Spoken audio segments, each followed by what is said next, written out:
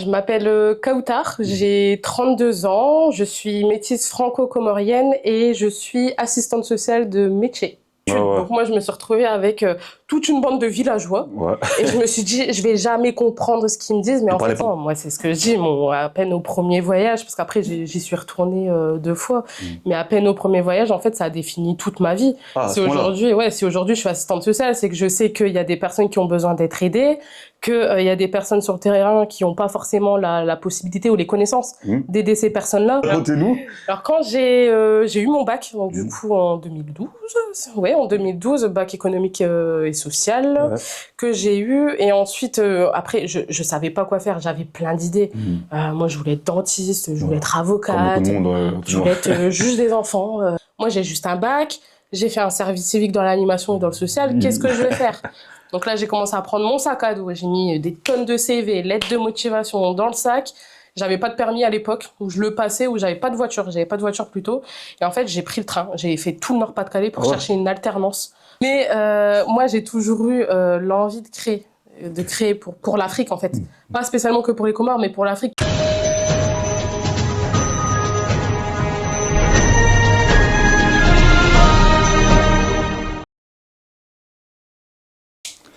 Bonjour à tous, bonsoir, tout dépend où vous nous regardez. Bienvenue dans notre émission chronique à cœur ouvert.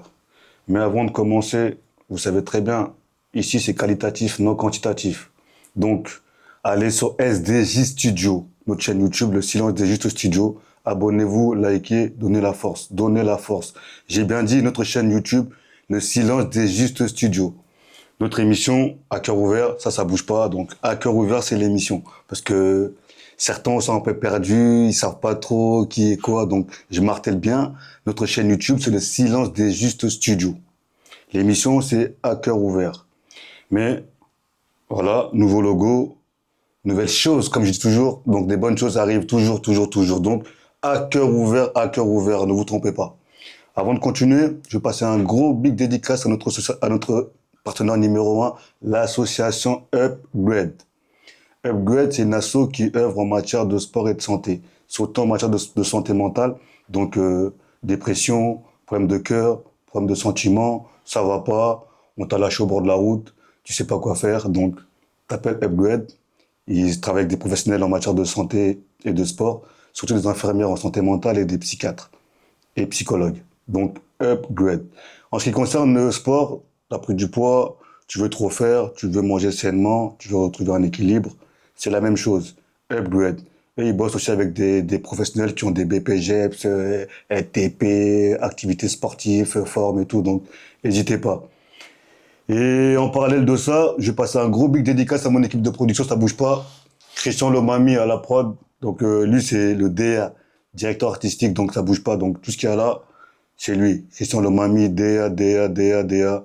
Si t'es pas content, bah, tu seras pas content. Donc, on continue. Samuel Roland, la même chose. Lui, c'est l'ingénieur incompris, notre caméraman. La qualité, les pixels que vous voyez là, les graines qui tapent sur votre télé. Vous avez une bonne télé, bien sûr. Samuel Roland, ça bouge pas. Mathieu Bidikebe, là, lui, c'est notre chargé relationnel. Moi, je l'appelle toujours l'œil. Donc, Mathieu Bidikebe, là, membre de l'équipe, ça bouge pas. Et Amine B. Amine B, je l'appelle le modificateur. Donc, quand une vidéo qui va pas trop, problème de son, problème d'image, problème d'équilibre, Amine, il intervient et il fait en sorte que les choses se passent bien. Encore une fois, merci, likez, abonnez-vous. Et comme les bonnes nouvelles ne viennent jamais par hasard, je vais faire un gros dédicace, un gros big up à la marque Effort qui m'habille aujourd'hui pour l'émission. Donc le créateur, le fondateur, c'est un très grand monsieur de Dallas, donc monsieur Jacques Dilonga. Je te passe un gros big dédicace. Là-bas, là-bas, là-bas, à Dallas, ça bouge pas. Donc grâce à toi, bah, on fait l'effort de mettre ta marque, on te représente, parce que tu nous accompagnes aussi au quotidien pour faire avancer nos œuvres.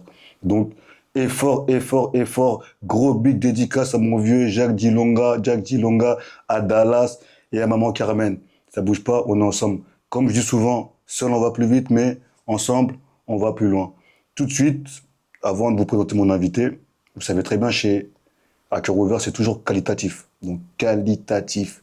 Les gens qu'on invite ici viennent pour vous apprendre des choses, vous faire découvrir leur monde, les éléments, leur parcours, leurs difficultés et leur engagement, surtout à vous la jeunesse et à vous les gens ici des diasporas.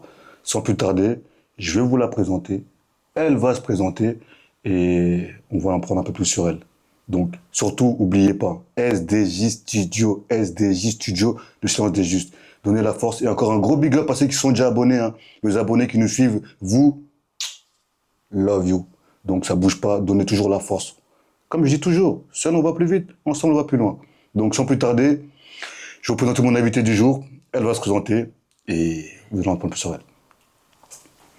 Madame, bonjour. Bonjour. À qui ai-je l'honneur? Alors, je m'appelle Kautar, j'ai 32 ans, je suis métisse franco-comorienne et je suis assistante sociale de métier. Et en tout cas, merci d'être venu à Cœur Ouvert. Donc, on est content de vous recevoir parce que nous, c'est qualitatif. Donc, on aime bien recevoir ce genre d'invités qui sont issus de la diaspora. Donc, on va en apprendre un peu plus sur vous, savoir un peu votre parcours, qui vous êtes réellement et vous découvrir pour nos spectateurs qui ne vous connaissent pas, qui veulent savoir qui vous êtes et qui peuvent être inspirés par vous dans un futur proche ou lointain. Vous êtes de quelle origine? Je suis métisse franco-comorienne, ma mère est française, elle est née à Dunkerque, d'où le petit accent que vous risquez d'entendre C'est le Nord, ouais. tout le long de la vidéo, c'est le Nord, c'est ça exactement. Et mon père est comorien, il est né aux Comores, il est arrivé en France dans les années 70 si je me trompe pas. Je pourrais pas confirmer parce que j'étais pas là à ce moment-là. Moi non plus. Mais en tout cas, ça fait des années qu'il est en France et il a été naturalisé très très jeune. Et donc en fait, il a vécu toute sa vie ici avec des allers-retours, les vacances, etc. Et du coup, quand vous étiez plus jeune, à la maison, c'était quoi? C'était plutôt franco ou comorien? Alors nous, on est vraiment le parfait mélange. C'est-à-dire que autant au niveau de la nourriture que des fêtes ou autres, en fait, on mélange on a toujours mélangé les deux cultures. Même ma mère, qui pourtant est née en France, n'a pas connu d'autres cultures que celle française. Même si on fouille un peu dans ses ancêtres, parce que je m'amuse beaucoup à faire les arbres généalogiques. C'est très important de connaître en tout cas notre famille, même si elle a existé il y a des milliers, des centaines d'années. Mais en tout cas, ouais, on a toujours tout mélangé, tant au niveau culinaire que festif, même au niveau du langage. Alors, moi, mon père, il n'a pas particulièrement pris le temps de nous apprendre à parler comorien, mais c'est parce qu'il s'est toujours dit, pour apprendre une langue, vaut mieux aller au pays, ça ira mieux pour vous, parce que ici, forcément, on va faire du franco-comorien. Et c'est pas vraiment la langue qu'on va apprendre, donc par respect aussi pour la langue comorienne, c'est mieux de pas bafouer, d'inventer un nouveau langage et d'aller directement là-bas pour apprendre le temps de vacances, en tout cas.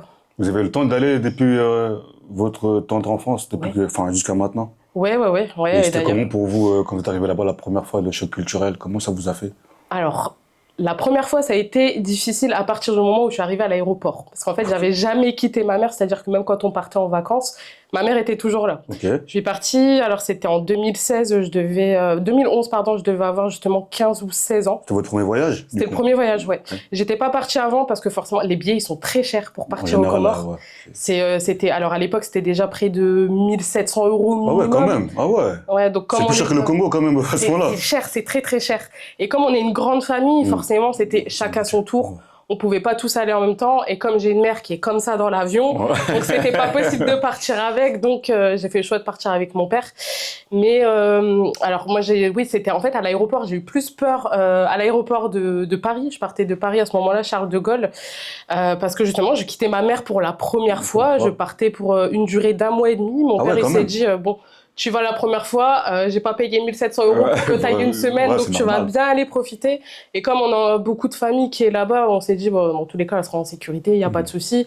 Mon père, il me rejoignait 2 semaines après, je partais avec une cousine. Enfin bref, on a trouvé des tontons à l'aéroport. Les Comoriens, entre eux, ils se connaissent tous, donc on fait confiance. C'est que les Comoriens, je te rassure.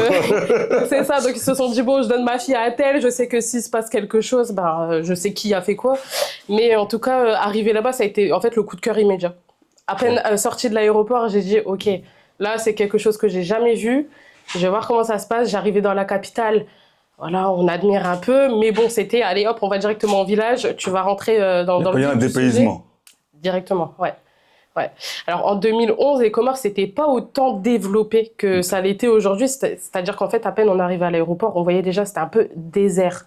Mais moi, c'est pas ça qui m'a fait peur, en fait. Je me suis dit, on m'a vendu pire, en fait. Moi, je m'attendais un peu le cliché des jeunes qui sont nés en France, qui n'ont jamais été connaître leur origine. On va arriver dans une hutte, il va y avoir tout le monde à pieds nus. Qu'est-ce qui va se passer? Mais en fait, pas du tout. C'était des gros clichés. Mais finalement, je suis arrivée là-bas et je me suis dit, On m'a appris à travailler les clichés quand j'étais plus jeune. C'est vrai que j'en avais, mais avec Bon, le on a temps... tous un peu quand même. C'est ça. Mais là, les clichés que j'avais, ils étaient vraiment costauds, quoi. Et je me suis dit, comme mes frères, quand ils y sont allés, ils étaient petits, ils n'ont pas voulu y retourner, et moi, ça me faisait un peu peur. Donc je me suis dit, bon, on va faire sa propre expérience, on va aller voir ce qui se passe là-bas. Et effectivement, en fait, coup de cœur, je suis arrivée là-bas, je suis restée 1 mois et demi, et en fait, je voulais même plus revenir en France. Ah ouais, à ce point-là. Je voulais plus revenir en France. Bah, pourtant, c'est pas le même confort, on va dire. Pas du tout, et justement, c'est le fait d'être face à une réalité qui est autre que la nôtre. C'est-à-dire qu'à l'époque, les covers étaient vraiment très très peu développés à ce moment-là. Même les routes, enfin, on avançait. Alors aujourd'hui, c'est pas la perfection, mais ça avance quand même pas mal. Mais on met un pied dans un trou quand on avance. La route, elle est pas lisse, c'est compliqué, mais c'est plus en fait le contact avec les humains là-bas qui est pas le même qu'ici. Ils sont comment les locaux là-bas? Ils sont très très accueillants. Ah, à ce point-là. Ouais, très accueillant. C'est-à-dire que même si moi, alors je suis partie là-bas, ils parlaient pas forcément français dans mon village, parce que c'est un petit village qui est reculé. Ils parlaient le chikomore, qui est la langue comorienne. Et en fait, il y en avait peut-être très peu qui parlaient français, mais comme par hasard, ils étaient pas là. Eux, ils étaient dans la capitale en train de poursuivre leurs études. Ouais. Donc moi, je me suis retrouvée avec toute une bande de villageois. Ouais. Et je me suis dit, je vais jamais comprendre ce qu'ils me disent. Mais Ils en parlaient fait, pas français du tout. Hein. pas du tout. En fait, ils savaient peut-être dire des petits mots, Ouais, bonjour, bonjour, ça ouais. va, mais ça s'arrêtait là. Et alors c'est quelques années plus tard que j'ai appris que mon père leur a dit vous ne parlez pas un mot en français à ma fille parce qu'il faut qu'elle apprenne en fait. Mais ça je l'ai su bien après. Mais le daron il a déjà fait son truc en fait en avant. C'est ça, il a un peu préparé le voyage. Mais au final ça m'a aidé puisqu'aujourd'hui j'ai quand même pas mal de vocabulaire comorien. Donc aujourd'hui si quelqu'un me parle ou si quelqu'un veut parler sur mon dos je le comprends.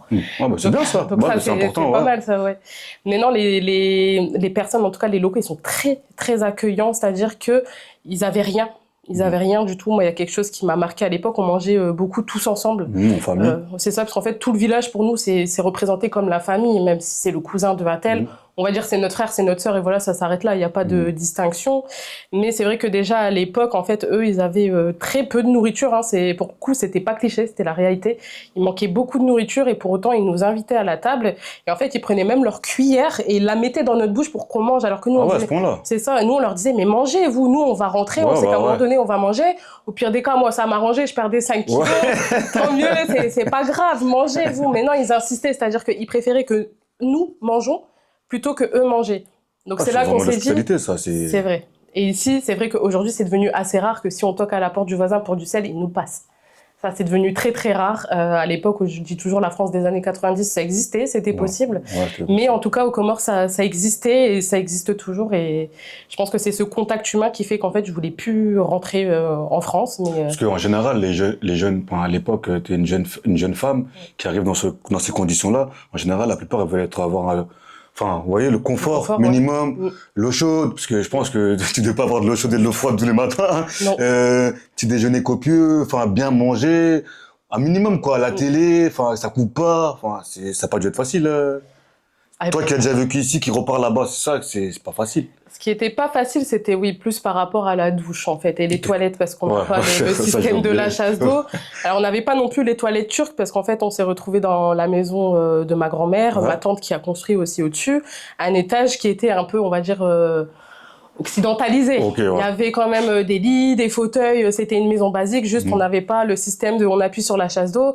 On va dans la douche, on se lave avec de l'eau courante. Non, il faut aller prendre le seau, aller chercher l'eau dans la citerne, remplir.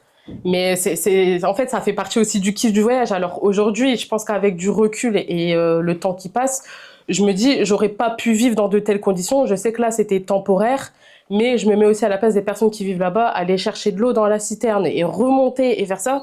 En fait, on passe plus de temps à transpirer qu'autre chose. Donc au final, l'eau qu'on ramène, elle repart en 2 secondes parce qu'en fait, on a transpiré juste par aller chercher l'eau de la citerne. Donc c'est pas forcément évident, mais ça faisait... T'as pas traumatisé? T'as pas eu un traumatisme? Non, pas du tout. Au contraire, en fait, je pense que c'est les gens en fait qui font le voyage. C'est pas forcément le paysage. Hein. Certes, le paysage, ça joue. Il y a beaucoup de personnes qui vont dire ah c'est beau, il y a la mer, parce que oui, il y a de très. Quand il y a la mer en général, c'est beau. Puis les Comores, là, moi j'étais sur la grande île, donc la Grande Comore. Il y a des plages qui sont très très belles. Donc parce que là-bas, c'est comment? C'est plusieurs îles, c'est un peu comme le Cap-Vert. C'est ça. En fait, c'est plusieurs îles. Il y a 3 îles. Il y a la Grande Comore, il y a Moélie et il y a Anjouan. Et dans le passé, il y avait Mayotte. Mais Mayotte, justement, Ah, c'est ça. Ils sont restés dépendants français. Ils sont restés français. Et le Comore, c'est pas un département français, non? Ça l'était, mais ils ont demandé leur indépendance en 1975.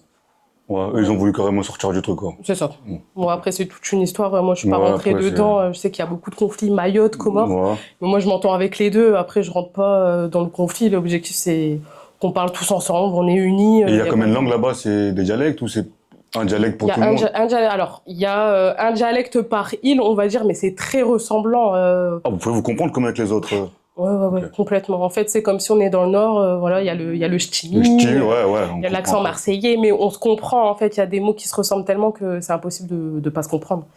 Mais ouais. Et du coup, ça vous a quand même aidé un peu à grandir quand vous arrivez dans un pays ou dans un endroit où c'est un peu la misère, on va dire, par rapport à l'Europe. Ça forge un peu quand on est jeune et on revient ici, on voit des gens qui, j'ai pas envie de déjeuner, ah, j'aime pas le lait, ah, toi, ici, on fait des manières un peu quand même, des fois pour rien, alors que ça vous a donné quand même une expérience un peu enrichissante. Totalement. Moi, c'est ce que je dis. À peine au premier voyage, parce qu'après, j'y suis retournée 2 fois, mais à peine au premier voyage, en fait, ça a défini toute ma vie. Si aujourd'hui je suis assistante sociale, c'est que je sais qu'il y a des personnes qui ont besoin d'être aidées, qu'il y a des personnes sur le terrain qui n'ont pas forcément la possibilité ou les connaissances d'aider ces personnes-là. Donc, si aujourd'hui je suis assistante sociale, c'est pour aider les gens et parce que j'ai pu voir aussi sur place qu'il y a des personnes qui, en fait, vivent très mal, on va dire matériellement parlant, mais au niveau des valeurs, etc., c'est des personnes qui sont là. Après, je suis pas là pour hiérarchiser les valeurs des gens, mais il y a quand même des choses qui sont choquantes. Effectivement, moi, ça m'a forgé parce que oui, on faisait. Alors, je dis pas que j'en fais plus, j'en fais toujours des petites manières. Oh, il fait froid, il fait chaud. Oui, ça c'est en Europe, c'est comme voilà, ça. C'est naturel en fait. L'humain se plaint, en fait. Ouais, tout le temps. Mais le français surtout. Surtout les nordistes, hein, parce que quand il fait chaud, il fait trop chaud, mais on attend du soleil toute l'année. C'est ça, là on est à 30 degrés, mais on va dire oh, il fait chaud. C'est vrai que c'était bien la neige, mais bon. Mais oui, moi ça m'a vachement forgé parce que même alors il y a un truc qui a marqué ma mère, c'est que comme là-bas on n'avait pas accès à la télévision. En fait, il y avait dans le village, il y avait, il me semble, dans notre partie en tout cas du village, il y avait une personne qui avait une télévision. C'était pour tout le village. C'était pour, on va dire, le quartier. Pour le quartier. Et c'était une sorte de cinéma en plein air, mais pas du tout confort comme ici. On a la même chose assez faux comme moi. Il y a des endroits où on met des cinémas en plein air et les gens ils sont là. C'est ça. Et en fait, c'est ça qui crée aussi le rassemblement des personnes. On est tous ensemble, on regarde tous les mêmes programmes, on échange autour de ce qu'on a regardé. C'est ce qui a créé des relations vraiment humaines. Mais en fait, quand je suis arrivée ici, chez nous, on avait peut-être 3 télés, il me semble, à l'époque. Déjà la différence. C'est ça, on avait 3 télés rien que dans notre appartement, parce qu'on vivait tous ensemble. Hein. J'ai 3 frères. J'ai vécu avec 3 frères, donc mon père et ma mère. Et en fait, je rentrais, je disais à ma mère, je dis mais pourquoi on a 3 télés ça sert à rien. Vends-les, ça fait de l'argent, comme ça on pourra envoyer au Comores. Oui, ça s'en est arrivé en fait jusque là. Et ma mère, en fait, elle s'était dit mais c'est pas possible. Qu'est-ce qui se passe, ma fille? Et elle voulait m'emmener voir un psy en fait tellement j'étais. Oui. Alors que dans la famille, on n'est pas trop dans ce système psychologie, etc. Comme on est pas mal croyant, on se dit s'il y a quelque chose, c'est Dieu qui va nous aider. C'est comme ça. Même si aujourd'hui les psychologues ils ont quand même une très grande légitimité, j'en parlerai après si vous m'en laissez l'occasion. Mais oui, ma mère, elle avait peur pour moi. Elle se disait, ma fille, là, elle est en train de partir dans un truc sectaire. Alors que pas du tout. C'est juste que j'avais découvert une autre réalité qui n'était pas la mienne. Tout à l'heure, vous avez dit que vous êtes assistante sociale. Votre métier, enfin, l'amour de votre métier a commencé par rapport à votre voyage ou collège, lycée, vous avez déjà l'idée de vouloir aider les gens Alors, pas du tout. Alors, chez nous, on a toujours naturellement, on va dire, aidé les gens. Si vous voyez, j'ai un truc tout bête. Famille généreuse, on va dire ça comme ça. C'est ça, mais si on voyait une personne dans la rue, si on n'avait pas de pièces dans notre poche, on n'était pas bien. On se disait, purée, là, on aurait pu donner à quelqu'un. Donc, ça a toujours été naturel. Mais j'avais pas du tout en tête d'être assistante sociale. Moi, mon rêve, c'était de travailler, faire des grandes études dans le commerce, ouvrir un commerce je ne sais où, faire du business, en fait, faire de l'argent. Et au final, je me suis dit, l'argent, on meurt pas avec. Et si on doit faire quelque chose de cette vie, c'est aider les gens. Et là, on mourra avec nos actes. Donc, c'est ce qu'il y a de plus important. Alors, certes, c'est bien, si on peut faire de l'argent, etc. Oui, pour la chair, mais sinon, ce qui compte, c'est l'esprit. C'est ça, c'est pouvoir aider les gens, aider son prochain, en fait, tout simplement. Donc, non, c'est pas venu directement, mais on va dire que le premier voyage aux Comores en 2011 a quand même déclenché quelque chose en moi. Du coup, vous faisiez quoi, vous, au niveau scolaire, dans ce cas-là, avant le voyage et la découverte du Comore? Alors, j'étais dans un parcours, on va dire, on va dire, classique. J'ai été au collège Collège, lycée, général, au ouais. lycée général. J'ai passé mon bac. Alors, j'ai été aux Comores, je pense que je passais peut-être en seconde à ce moment-là, si je me trompe pas, je sais plus, hein, ça fait longtemps. Ça va, seconde, ça va, ça laisse un peu de temps de première, terminale, de se réorienter C'est un ça. peu. Ouais, c'est ça. Je pense que j'étais en seconde où je passais ou en tout cas, je passais en première, enfin, je sais plus. Vous avez fait un bac quoi Bac général. Les général. sciences économiques et sociales, Ok. qui me sert bien aujourd'hui, puisqu'au Et final. derrière, vous avez refait enfin, vous avez rajouté un complément Ouais. ou un BTS Alors en ou fait, quelque chose moi comme ça j'ai eu un parcours un peu aléatoire. Mais justement, c'est ce qu'on aime, nous, chez Ouais. à Cœur Ouvert, les gens qui n'ont pas un parcours classique. Ah ouais, bah le mien il est pas classique du Ouais. tout. Juste là, on est là, on vous écoute, racontez-nous. Alors quand j'ai eu mon bac, donc du coup en 2012, ouais, en 2012, bac économique et social Ouais. que j'ai eu, et ensuite après je savais pas quoi faire, j'avais plein d'idées. Moi je voulais être dentiste, je voulais être Comme avocate, beaucoup de monde. je voulais être juge des enfants, il y avait plein C'est de bien, ça choses, aussi, ça. ouais. Et ben en fait, donc je suis partie en droit, je me suis dit le droit ça peut ouvrir pas mal de portes et le papa il va être content, ma fille elle fait du droit, c'est bien, on y va. Pour la famille, quoi. C'est ça, donc j'y suis allée, première année, j'ai bien aimé. En fait, j'étais avec ma cousine à ce moment-là, donc il y avait une ambiance aussi qui mettait l'envie de pouvoir justement étudier. Je suivais les cours, hein, les cours ils duraient jusqu'à 20 heures parfois, j'en pouvais plus. Mais en fait, c'était tellement passionnant, on avait des bons profs que on y allait et on n'avait aucune difficulté en fait à rester jusqu'à 20 heures. Hein. Les profs, ils étaient très théâtrales, ils arrivaient avec leurs vêtements d'avocat ou de juge ou les perruques même comme ils mettaient dans l'ancien temps. Donc ça, c'est ce qui fait que j'ai réussi plutôt facilement ma première année. Et la deuxième année, hécatombe. Ah, comment? Alors j'ai fait ma première année d'études à Dunkerque. Et ensuite, je suis partie à Lille parce que à l'époque, il y avait cette fameuse phrase qui disait que si on part pas en droit à Lille, à Dunkerque, après, ça va être compliqué d'être accepté parce qu'il y avait que 2 années de droit à Dunkerque. Il n'y avait pas la licence Ah ouais, à ce moment-là. ok. Ouais. Je pense qu'aujourd'hui, ça a changé et tant C'est mieux. pas au niveau national que ça fonctionne? Non. Oh, je savais Même que pas. En c'était fait, régional. l'université de Dunkerque, elle proposait que 2 années et ensuite, il fallait enchaîner avec l'université où vous voulez. Ouais. Donc nous, on s'est dit, pour éviter d'être bloqué, on va partir directement en deuxième année à Lille. Et là, vraiment, on arrive en cours, premier cours, on dit, bah voilà, là, ça va fonctionner en fonction des chiffres pairs et impairs sur les cartes étudiantes. Et donc là, je regarde ma carte, je regarde celle de ma cousine parce qu'on s'est suivis. Et là, j'ai dit, oh, on n'est pas ensemble. Ouais. On n'est pas ensemble. Ça Et motive là, moins, il y a moins de motivation quand c'est comme ça. c'est ça. Et en fait, à l'époque, moi, avec ma cousine, j'étais comme ça. Donc, il fallait qu'on se suive partout. On savait qu'être ensemble, c'est ce qui allait créer notre réussite. La force. Et donc là, j'étais plus dedans. Alors là, je révisais même plus. Et puis, je découvrais Lille. Alors, je sortais pas. Hein, je faisais pas les fameuses sorties en boîte des étudiants. Pourtant, à Lille, quand tu arrives à Lille, normalement, c'est la première chose qu'on fait. En Jeudi fait, soir, vendredi soir, ouais, ça je bougeait. sais, mais en fait, Lille. on était tellement famille avec ma cousine que on passait plus de temps à parler ensemble. Ok. C'est-à-dire qu'on se côtoyait tous les jours, hein, mais on avait toujours des tas de choses à se dire. Après, on est des filles, on Comme parle beaucoup, voilà, C'est sans rentrer connu, dans un ça, cliché. ouais. C'est connu, c'est vrai, il faut dire la réalité. Mais ouais, on avait ce besoin tout le temps d'être ensemble, etc. Donc quand on était séparés, c'était comme si en fait on coupait deux personnes qui sont collées en une. D'ailleurs, à l'époque, on nous appelait les siamoises tellement on était Ah, à tous ce point-là. ensemble. Ouais. Donc après, Ça enlève des chances, ça. bah c'est ça. Ouais, Ça ouais. enlève des chances dans la vie. C'est Tu vois, vrai, elle est ouais. pas lesbienne, ils ont. Non, ouais, même pas, ils non. savaient, parce qu'on se ressemblait un Ah. peu au niveau du visage, donc ils disaient, oh, c'est la famille, ça. Mais c'est vrai que s'il y avait quelqu'un qui venait vers ma cousine, Ouais, bah, moi, je forcément, vérifiais, bah oui. t'es qui, toi? Ouais, c'est qui Et elle, c'était pareil, qu'est-ce qu'il veut, lui? Fais gaffe, c'est ma cousine.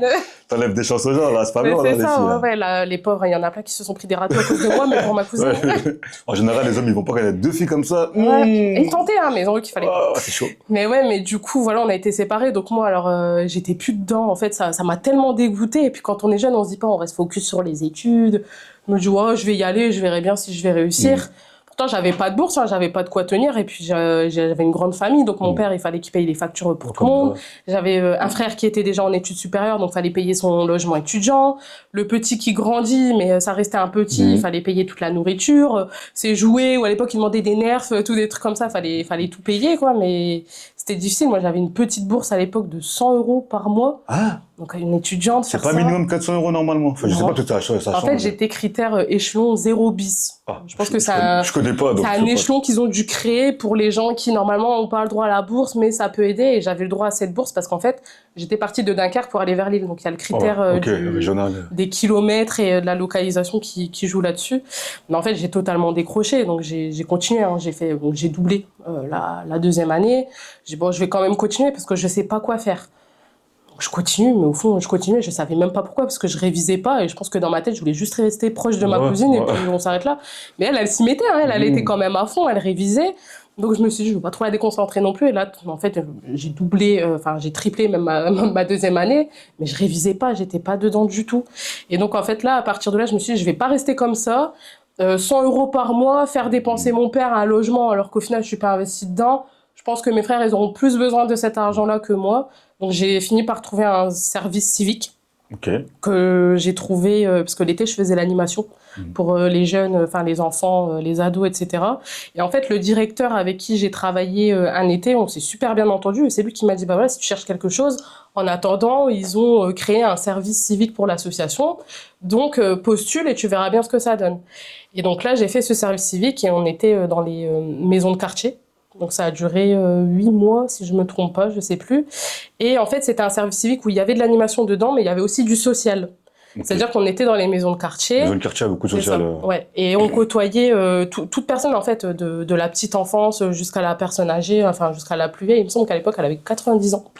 Mais on les côtoyait tous, en fait, on créait des activités pour eux, on les aidait dans leur démarche administrative. Et en fait, c'est là que j'ai commencé aussi à bien aimer ce petit côté administratif où je me suis dit, c'est bien aussi de faire les papiers pour les gens. C'est bien de faire les papiers. C'est intéressant. Et je me dis, c'est pas tout le monde qui aime ça. Et on est quand même dans un pays où l'administratif prend énormément de place. Donc les gens ont besoin d'être aidés sur les papiers parce qu'il y en a, ils vont faire des démarches, ça va leur prendre. Ils aiment pas, il y en a qui aiment pas. Ils ont horreur de ça et je comprends. Et d'ailleurs, je les remercie parce que c'est pour ça que mon métier existe aussi. Hein. Mais c'est là que j'ai découvert beaucoup de choses. Donc j'ai fait ce service civique. Mais comme ça dure que 8 mois, c'est pas ad vitam aeternam. Ouais, c'est vite fait. Fallait quand même trouver quoi faire. Et là, je me suis dit, bah tiens, quelque chose en rapport avec les Comores. Vous voyez, c'était encore là. Quelque chose en rapport avec les Comores. Comment je peux aider les gens et en même temps, qu'est-ce que je veux faire? Je t'ai pas dit, je vais ouvrir faire une asso ou quoi pour eux, non? Eh ben, je me suis dit encore mieux, parce que moi, j'avais vraiment mon village en tête. C'était, on va commencer par le village, après, on va voir à la capitale ce qu'on peut faire. Panneaux solaires, tous les trucs comme ça. Et en fait, je me suis dit, pourquoi pas tout simplement ouvrir un commerce au village?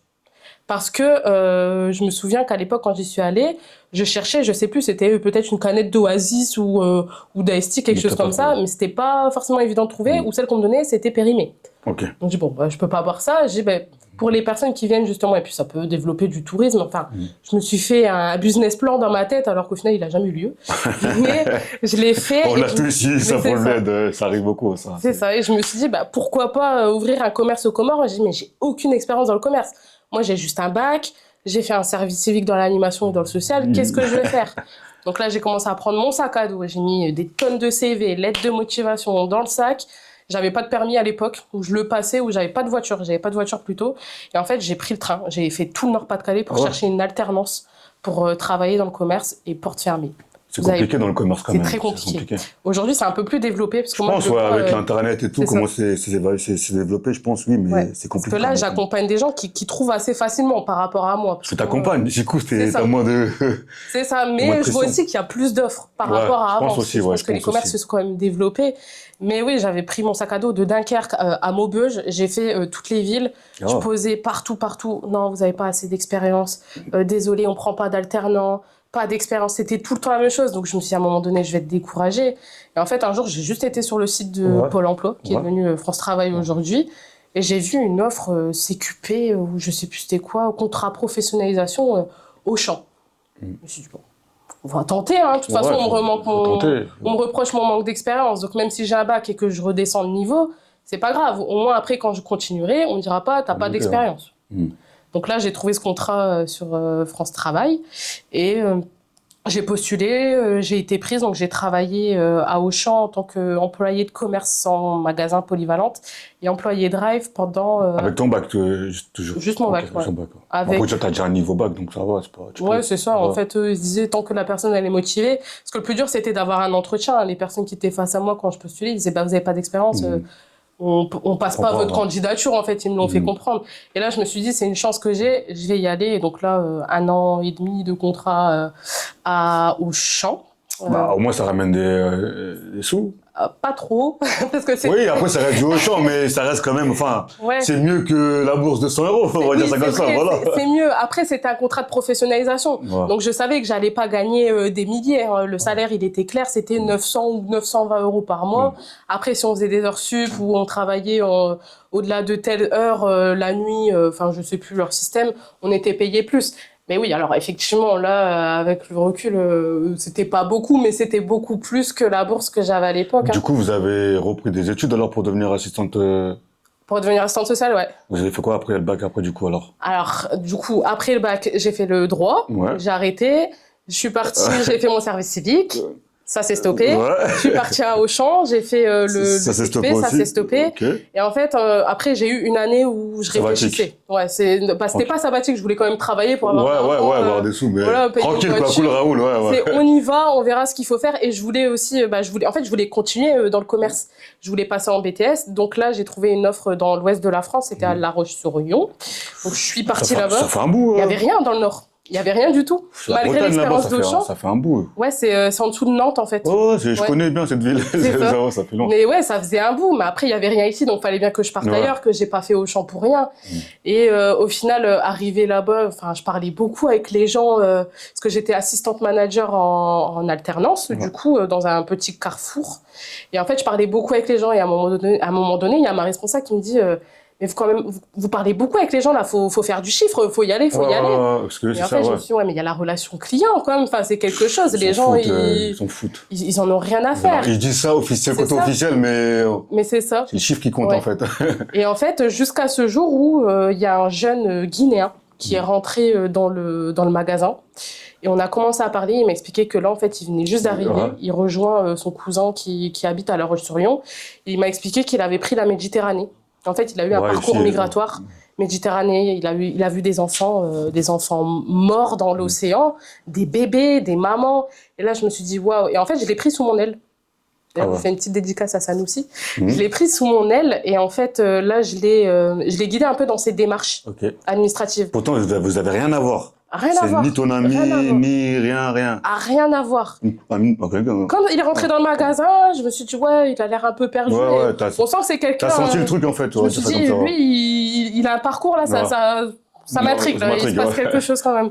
Et en fait, c'est lui qui m'a dit, mais il n'y a pas un métier où tu peux juste faire ça comme tu as fait avec moi? Et là, j'ai dit, bah, si, je pense, hein, je vais regarder. Hein. Il n'était pas suivi, lui, parce qu'il y a quand même des fois des... Il venait juste d'arriver. En fait, à l'instant, c'est-à-dire que sa demande d'asile, elle n'était même pas déposée. Ah, ok, ouais, il était au moins tout Il neuf. venait tout juste d'arriver et il arrivait en tant que des fois, il y a des accompagnants avec, dans le social, la Croix-Rouge, qui t'oriente un peu, c'est moi qui l'ai orienté vers ça, du coup. Ah, ok. C'est moi qui ai fait les recherches.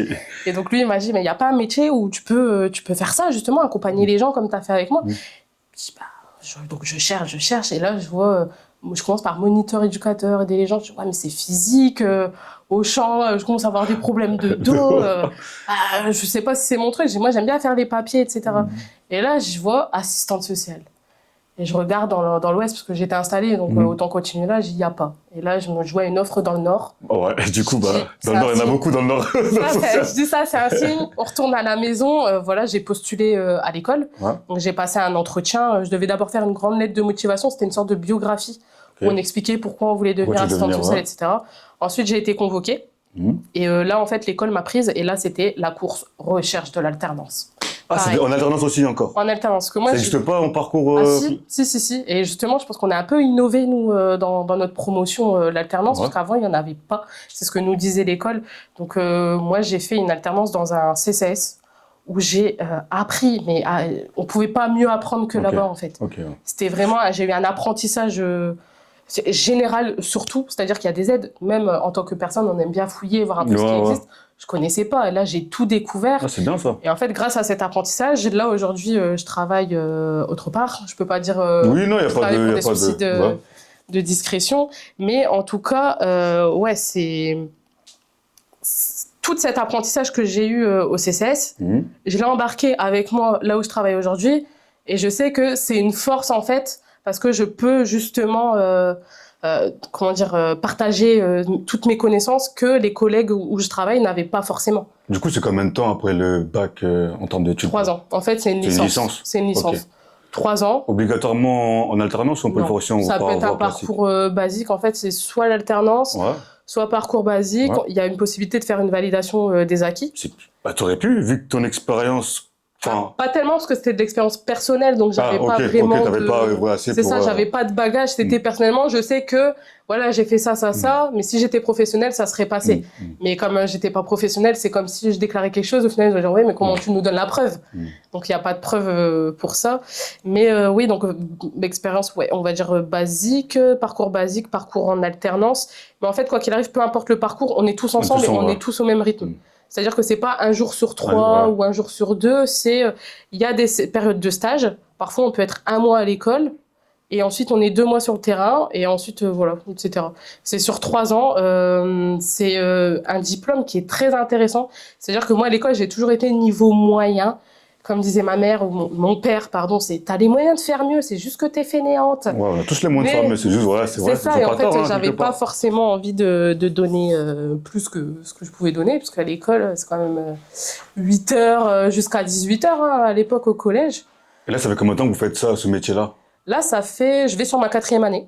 Ouais, ça va. Ouais, 4e année, ça fait que presque. C'est quoi le kiff dans ce métier? Qu'est-ce que t'aimes bien dans ce métier? Qu'est-ce qui te fait lever le matin quand ton réveil sonne? Bah, le fait de dire que y a des personnes qui ont besoin d'aide et que y a pas forcément des personnes pour bien les aider, bien les accompagner en tout cas. Juste la relation avec les êtres humains, tout simplement. C'est de se dire qu'il y a des personnes, peut-être moi combien de fois il y a des personnes que j'accompagne malheureusement qui me disent, vous savez, si j'ai pas vous, j'ai personne en fait. Du coup, t'es le genre de personne qu'on appelle... pour moi, ça n'existe pas, mais qui ont l'amour du métier. Oui. Parce qu'aujourd'hui, c'est l'amour de l'argent. Parce que d'abord, on regarde la grille salariale, on se dit, bon, ce travail-là, il m'intéresse, mais ça paye bien. Ouais. Là, trop d'études, ça sert à rien. Donc, c'est rare de trouver des gens qui sont passionnés par leur métier. Ah oui, parce que c'est vrai. Alors après, on n'est pas à plaindre. On n'est pas... alors, il y a des assistantes sociales qui sont payées moins que le SMIC. Mais ça dépend si elles sont en temps partiel ou... Ouais, après ça, c'est oui. Mais moi, je dirais une assistante sociale normale, classique. Ouais, alors... Ça va chercher quand même assez... Plus de 2. En fait, ça dépend si c'est associatif ou service public. Mais en moyenne, il y a bien une moyenne, une fourchette qui fait que je me dis dommage de dans l'assistance sociale, je sais que j'ai au minimum 2, au moins, ou moins. Alors, je dirais, ça peut débuter à 1500. Ouais. Après, c'est le début, c'est normal, oui. Après, ça dépend en fait de la ville, la région où on se situe, l'association, les grilles de convention, mais ça peut aller jusqu'à 2003. Et après, dans la fonction publique, c'est une question de grille. Donc, on monte avec les échelons, il faut passer les concours, etc. Donc, en fin de carrière, on peut être à un peu plus de 3000, si je me trompe pas, net. Et c'est quoi l'inconvénient du métier? Toi qui es dedans maintenant, l'inconvénient. Alors, l'inconvénient du métier, je dirais que... Les heures, peut-être, je sais pas. En fait, quand on devient assistante sociale, on se dit on a un peu des super-héroïnes, on peut aider les gens comme on veut. Mais en fait, l'inconvénient, c'est juste les moyens qui sont à notre disposition. Il n'y a pas forcément les moyens aujourd'hui pour aider les gens. On le voit avec ce qui se passe dans les sociales. Est-ce qu'on vous donne genre un budget annuel? Je ne sais pas comment ça fonctionne, vous nous éclairez. Vous avez un budget annuel et peut-être qu'à l'année, tu vas avoir 15 personnes et dans ces 15 personnes-là, tu dois dispatcher ton budget annuel selon comment tu accompagnes les gens, comment tu peux les aider, parce que y en a, ils n'ont pas de couverture, il y en a, ils savent pas dormir, il y en a, ils n'ont pas de nourriture, il y en a, ils savent pas... comment alors ça se passe? C'est plus pour les assos. Alors moi, je sais pas trop comment ça fonctionne pour eux, mais en tout cas, dans les autres environnements, il y a des histoires d'enveloppes pour les aides exceptionnelles. Parce qu'après, toutes les autres aides dépendent du droit en commun, donc c'est tout ce qui descend des impôts qu'on règle en tant que personne qui cotise au niveau des impôts. Mais pour les aides exceptionnelles, il y a une enveloppe qu'on se dispatche en fait en fonction du territoire. C'est pas pour telle ou telle personne. Après, il y a des histoires de barème. Par exemple, si une personne demain vient et dit ouais, je gagne 5000 €, mais comme je passe mon temps au casino, j'ai besoin de quelque chose à manger. Non, toi, on va t'aider, on va t'orienter vers quelque chose qui t'aidera justement à soigner ton addiction au casino. Mais oui, si là, t'as plus rien à manger tout de suite dans ton frigo, même si tu gagnes 5000 €, mais je sais que t'as plus rien, on va t'orienter pour que tu aies un colis alimentaire. Mais là, il faut que tu soignes ton addiction et on va travailler ton budget.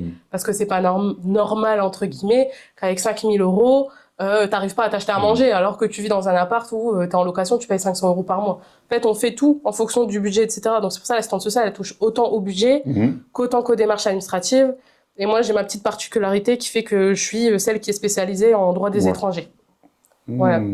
Donc tout ce qui est démarches liées préfecture, OFI, OFPRA, c'est moi qui aide les gens. Je suis un peu personne ressource, donc je forme aussi tous les collègues qui travaillent dans le même secteur que moi à se former là-dessus. Parce que peu importe où on travaille, des personnes qui ne sont pas de nationalité française, il y en a. Donc, il faut être formé pour savoir ce à quoi ont droit les gens. Et ça, c'est ma petite expérience personnelle. Donc, non seulement avec Sanoussi, mais aussi j'ai fait partie d'une association où j'aidais justement les personnes dans leur démarche administrative et juridique. Donc, c'est ce qui fait que moi, j'ai eu cet attrait-là. Parce que je me suis dit, c'est des personnes qui sont beaucoup délaissées et les gens, les professionnels, ils sont pas forcément formés sur le droit des étrangers. Donc, je vais rester fixée là-dessus. Et je vais être Madame Préfecture, parce qu'ils m'appellent comme ça, Madame Préfecture. Tu conseillerais à des jeunes qui veulent faire ça, de faire ça ou pas? Toi, par exemple, est-ce que c'est un métier passionnant pour les jeunes qui nous suivent, qui sont intéressés, ils disent, bah, j'aime bien ce qu'elle dit, elle est pleine d'énergie, elle est vivante, elle est souriante, elle est solaire. Est-ce que tu leur conseillerais de faire ton métier, par exemple? Alors, c'est un métier où il faut beaucoup réfléchir. Moi, je le conseillerais parce que mon métier, je l'adore. Je changerais pour rien au monde de métier. J'ai eu un long parcours. J'ai fait beaucoup de travail, hein, même de l'intérim, etc. Mais je sais que le métier d'assistante sociale, je vais le tenir toute ma vie. Okay. En tout cas, pour l'instant, je dis ça parce qu'il y en a beaucoup qui me disent, tu verras avec le temps, quand un tel, il va t'énerver. Je dis non, moi, j'ai les gens à cœur. Donc, de un, il faut avoir les gens à cœur. De deux, faut avoir des épaules quand même sacrément costauds parce que des fois, on entend des choses. C'est chaud. C'est très, très chaud. Il faut se dire que, voilà, est-ce que tu es sûr que ce soir, quand tu vas rentrer chez toi, tu vas avoir la capacité de ne pas pleurer toute la nuit? Là, vas-y, tu peux y aller. Ça, c'est plus sur les histoires des gens, les parcours des gens qui doivent être terribles à entendre. Bah, surtout sur la protection de l'enfance. Là, c'est costaud. Et dans tout ça, dans votre parcours, vous qui avez différentes origines, est-ce que vous avez subi de la discrimination ou pas dans votre parcours? Même en tant qu'étudiante, hein. Alors moi, j'ai de la chance. Ou des petits mots qui font comprendre que t'es pas comme nous, t'es différent, t'es pas la bienvenue, ou... Ouais. Vu que vous avez un profil qui fait typique, Maghreb, voilà. Oui, c'est ça. On sait jamais, t'es algérienne, non, marocaine, non, t'es où? Enfin. Eh ben, alors, dans mon parcours professionnel, j'ai eu de la chance d'être tombée face à des personnes qui, en fait, n'étaient pas du tout racistes. Vous avez de la chance, voire discriminantes. C'est très rare, hein, parce que moi, mes frères, je peux dire qu'ils en ont subi des choses, surtout le plus grand. On entend des choses, on se dit, waouh, comment c'est possible? Mais moi, j'ai de la chance que non. Par contre, je me suis déjà fait attaquer personnellement dans la rue en me disant, sale arabe, rentre chez toi. Ah ouais, carrément. Donc moi, je suis beaucoup dans l'humour et l'autodérision quand je réponds. Donc à cette dame, je dis, bah pas de bol, je suis pas une arabe. Et là, je rentre chez moi, justement, c'est la rue derrière. Donc moi, après, je me suis dit, en fait, quand on vit des attaques qui ne sont pas destinées à la base, c'est là qu'on comprend que ça doit être très compliqué pour les autres. Et donc, c'est pour ça qu'il faut avoir cette capacité, il faut avoir de l'empathie. Surtout quand on veut être assistante sociale. C'est-à-dire qu'il y a beaucoup de discrimination. C'est une réalité. C'est une réalité. Mais il faut aussi garder en tête qu'il y a des gens qui sont bien. Et il faut pas regarder que là où ça va mal. Faut s'attacher à là où ça va bien parce qu'il y a beaucoup de personnes qui sont bien aussi. Faut juste les chercher. Elles vont pas se montrer forcément parce qu'on voit le mal plus que le bien. Mais faut que les gens ils gardent en tête qu'il y a encore du bien dans cette planète. Faut s'y attacher. C'est difficile. Après, moi, c'est vrai que dans mon parcours, du coup, je reviens un peu dessus. J'ai connu une dame quand j'étais en alternance. En plus, j'étais étudiante, donc je savais pas trop comment réagir. J'arrive vers elle, elle me dit c'est vous qui allez m'accueillir? Elle me regarde de la tête aux pieds. Moi, je comprends. J'ai directement, j'ai ok, j'ai capté. Et oui, pourquoi, madame, il y a un souci? Non, c'est parce que je m'attendais à voir quelqu'un d'autre. Ça veut tout dire, ça. Ouais. J'ai dit, écoutez, madame, moi, je suis votre assistante sociale de secteur, parce qu'on fonctionne par secteur. On va s'asseoir, on va discuter de votre problématique. On n'est pas là pour discuter de moi, on est là pour discuter de vos problèmes. Donc cette dame, au final, alors c'était un accompagnement qui n'a pas été très difficile. Parce que moi, je me suis toujours dit, les gens, s'ils sont comme ça, il faut comprendre pourquoi ils sont comme ça. Et parfois, ça peut être des trucs vraiment très, très bêtes. C'est-à-dire que cette dame, en fait, elle a juste rencontré un monsieur sur un bateau qui était d'origine je ne sais quoi. Elle y travaille avec son mari. Il l'a dragué lourdement. Donc, en fait, depuis, elle aime plus les noirs. Ah ouais, justement, comme ça. Tous des trucs bêtes. Et dans votre travail, vous travaillez beaucoup avec des enfants ou c'est que des jeunes adultes? Alors, moi, je côtoie pas directement les enfants. Par contre, je peux être amenée à faire des évaluations pour les informations préoccupantes, des choses comme ça, quand il y a un enfant qui est signalé en danger. On peut être interpellé. Vous qui travaillez aussi avec des différents publics, comment, si vous avez un conseil à donner à un jeune vous avez un parcours assez riche, est-ce que vous avez un conseil à donner à un jeune qui a 22, 23 ans, qui ne sait pas quoi faire scolairement ou dans sa vie? Vous, en tant qu'assistante sociale, parce que vous êtes bien placé, quel conseil vous lui donnerez, vous, par exemple? C'est de lui dire, si tu as une idée, même une idée, si t'es pas sûr, teste. Va faire une immersion, va voir ce qui se passe. T'aimes bien, tant mieux, t'as trouvé ton truc, continue. T'aimes pas, c'est pas grave, passe à autre chose. Teste. Faut tout tenter, en fait. Mais faut jamais rester comme ça, à rien faire, parce que j'ai toujours dit, la flemme, c'est la pire maladie de l'être humain. Il suffit que tu restes chez toi comme ça 1 mois, 2 mois, après, t'as plus envie de rien faire. Donc, teste, tente, fais tout ce qu'il faut. Si tu rates, si c'est pas le bon truc, c'est pas grave, ça va venir. Chacun son rythme, chacun son temps. Dans tous les cas, on va tous finir ici-bas. Donc, quoi qu'il arrive, c'est juste que toi, tes projets ils vont être un peu plus retardés, mais ça veut pas dire que tu vas pas les faire. Et peut-être que tu vas être meilleur dans ton domaine que tu as pris du temps à trouver et que tu vas être là, en fait, et que tu vas réussir avant d'autres personnes qui sont là depuis longtemps, tout simplement. Et en parallèle de ça, comment vous voyez 5, 10, 15 ans? Nous, on aime bien faire une projection sur le long terme. Ah, ouais. Ça, vous voyez toujours assistante sociale ou peut-être vous allez ouvrir une association, peut-être que vous allez vous retrouver au Comores de chef du village, on ne sait jamais. Non, mais avec un magasin, vous faites une piscine, je ne sais pas. Est-ce que vous avez une projection un peu, ou même plus tard, hein, ou même, on va dire, retraite, on va dire ça comme ça? Vous voyez plus... retraite, je suis pas sûre d'avoir le droit, monsieur le président, pour ça qu'on a un peu. Ça va, 64, ça va, c'est pas... Ça devrait aller, ça devrait aller. Mais moi, j'ai toujours eu l'envie de créer pour l'Afrique, en fait. Pas spécialement que pour les Comores, mais pour l'Afrique, qui t'a développé quelque chose, créer quelque chose en rapport avec le social. Quoi, maintenant, je pourrais pas le dire, mais je pense qu'il y a encore des besoins et moi, j'aimerais bien me spécialiser en droit des étrangers. Donc moi j'ai un rêve ultime qui serait d'être ambassadrice des Comores au Sénégal, mais à voir si ça passe un jour. Mais là, faudrait reprendre des études, etc. Mais pour le moment, c'est-à-dire que moi, en fait, même au travail, on me dit tu poses quand tes congés de Noël? Je sais pas. Je préfère vivre au jour le jour et me dire s'il y a des projets. Forcément, on a tous des projets, la famille, faire des enfants, se marier, etc. Ça, c'est un projet pour quasiment tout le monde. Mais professionnellement parlant, déjà, moi, je continue à me former en tant qu'assistante sociale. Et si à l'avenir, je dois être responsable de je ne sais quoi ou directrice d'association ou autre, on verra. Mais c'est vrai que dans cette famille, on a quelque chose, c'est qu'on reste jamais à notre place très longtemps. On a toujours besoin d'évoluer. Mais je sais pas quand je vais évoluer, mais je pense que je vais évoluer. Mais je sais pas ce que je vais faire demain. Alors, je vous avoue, quoi faire dans 5 ans? Voilà. Mais évoluer, c'est important. Bon, en tout cas, merci de nous avoir d'être revenu à notre invitation. On est content de vous avoir reçus.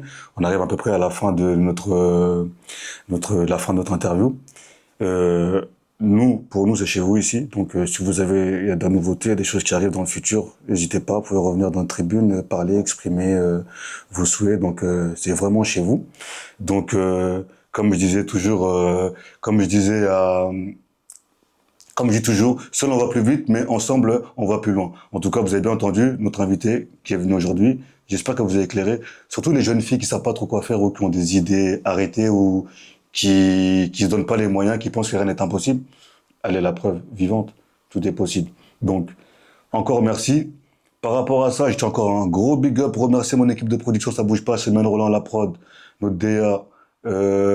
Christian Lomami, ensuite Mathieu Bidi-Kebela, ensuite Amine B, je répète et je répète, nouveau logo, émission à cœur ouvert, oubliez pas, abonnez-vous, likez, le silence des justes SDJ, notre chaîne YouTube sur YouTube, toujours, ça change pas, donc SDJ Studio, abonnez-vous, likez, et je profite aussi pour faire un gros big up à mon grand frère, je l'appelais comme ça, Jacques Dulonga, là-bas à Dallas, le responsable de la marque est fort, donc c'est lui qui nous habille aujourd'hui, donc c'est lui qui fait qu'on a cette qualité-là. Donc un gros big up à Christelle qui se trouve à Baltimore, donc ça bouge pas. Un gros big up à Wi-Fi 5G, ça bouge pas, on est ensemble. Donc Stella Nova, Andoven, tout ça, donc chargez, un gros big up à charger. Donc Moïse Loussamba, on t'oublie pas, t'es avec nous. Donc l'homme qui a toujours la parole au bout de la langue, l'homme qui fait avancer les consciences. Donc on est ensemble, ça bouge pas. Donc je vais remettre mon dernier mot à mon invité. Elle va passer sa petite dédicace. À vous. Alors, grande dédicace à mon papa et ma maman qui se reconnaîtront, qui ont fait la personne que je suis aujourd'hui. Grosse dédicace à mon mari qui n'est pas très loin de moi et jamais très loin de moi. Une dédicace à tous mes frères et toutes mes sœurs et toutes mes copines. Et dédicace à tout le monde et lâchez jamais dans la vie, c'est important. Encore merci d'avoir regardé à cœur ouvert sur notre chaîne SDJ Studio, le silence de juste, ça bouge pas, on se revoit très vite. À bientôt. Ciao.